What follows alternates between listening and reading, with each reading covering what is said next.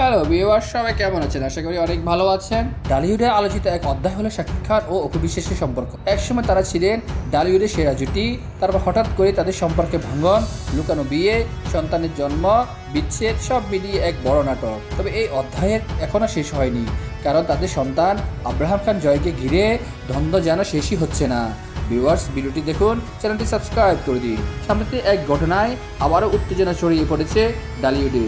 শাকিব ও অপু নাকি নিজেদের সন্তান জয়কে নিয়ে নতুন এক দ্বন্দ্বে জড়িয়ে পড়েছে।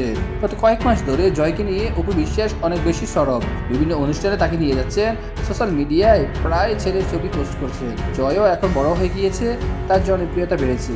অন্যদিকে শাকিব খান ইদানিং জয়কে খুব একটা সময় দিচ্ছেন না বলে অভিযোগ তুলেছেন অপু। তিনি এক টিভি সাক্ষাৎকারে বলেন, জয় শুধু আমার সন্তান নয়, শাকিব খানেরও সন্তান। কিন্তু ওর বাবা কি কোনো দায়িত্ব নেয়? শুধু নিজের ক্যারিয়ার নিয়ে ব্যস্ত থাকলেই তো হবে না, শুধু বীরকে সময় দিলেই তো হবে না, আমার ছেলেকেও তো সময় দিতে হবে। এই বক্তব্য মুহূর্তে ভাইরাল হয়ে যায়।